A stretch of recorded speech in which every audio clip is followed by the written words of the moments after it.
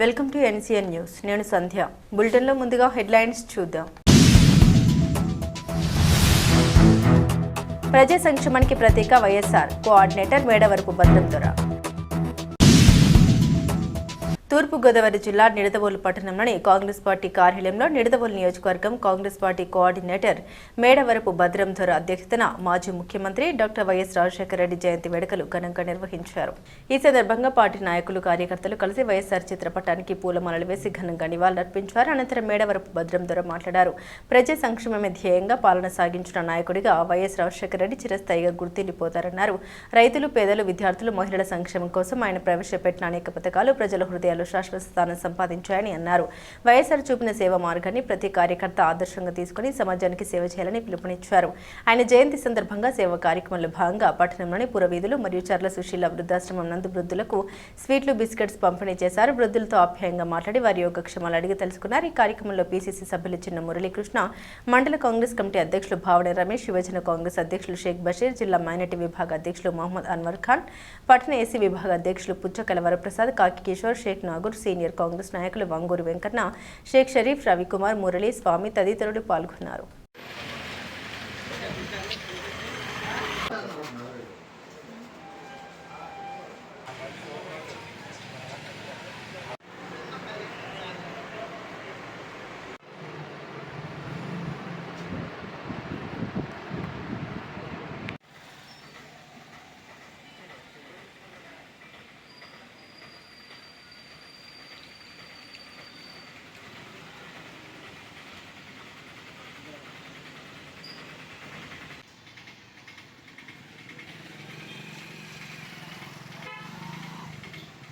ముఖ్యమంత్రి రాజశేఖర రెడ్డి గారికి జోహార్ జోహార్ జోహార్ జోహార్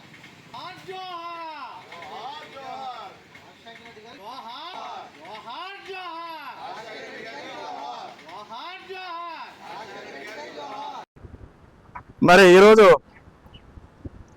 ఈ కార్యక్రమంలో వచ్చిన మీడియా మిత్రులకి మరియు కాంగ్రెస్ పార్టీ అభిమానులకి నిడదవోలు నియోజకవర్గం తరఫున హృదయపూర్వక శుభాభినందనలు అండి.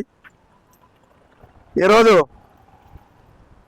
దివంగత ముఖ్యమంత్రి డాక్టర్ వైఎస్ రాజశేఖర రెడ్డి గారు 77వ జయంతి పురస్కరించుకుని మేము ఘనంగా ఆయనకి నివాళులర్పించామండి. ఓ రకంగా చాలా బాధగా ఉందండి. ఎందుకనంటే ఇలాంటి మహానుభావుడు సడన్గా చనిపోవడం, మొన్న 2 రాష్ట్రాల్లో చాలా ఇబ్బందికర పరిస్థితుల్లో ఉన్నామండి. మరి ఆ రోజు రాజశేఖర రెడ్డి గారు ప్రవేశపెట్టిన ఉచిత విద్య, ఆరోగ్యం, అలాగ రకరకాలుగా అన్ని కూడా ప్రవేశపెట్టిన వ్యక్తి మహానుభావుడు అండి. ఈ ఫీజు రీయింబర్స్మెంట్ వల్ల చాలా పేదవాళ్ళు కూడా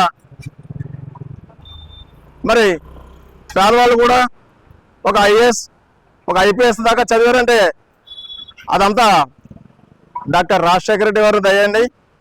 ఆయన ఆలోచన విధానం వల్ల 2 రాష్ట్రాలు కూడా దూసుకుపోయాయండి.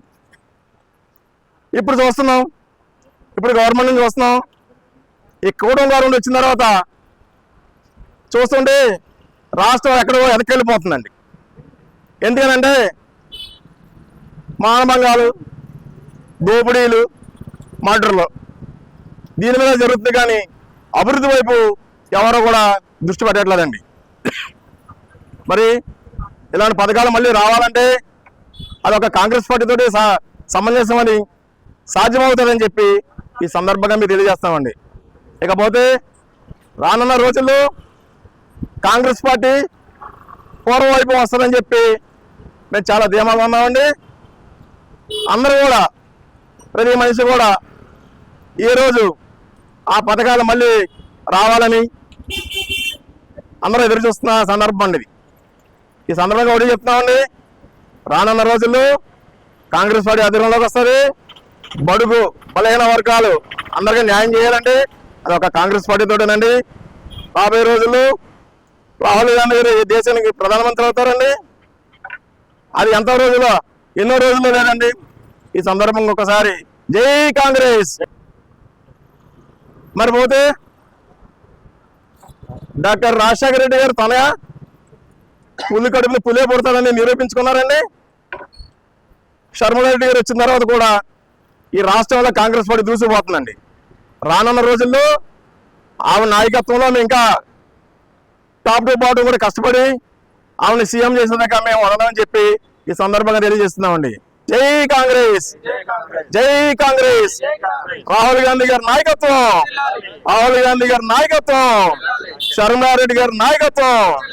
జోహార్ రాజశేఖర రెడ్డి గారు, జోహార్ రాజశేఖర రెడ్డి గారు.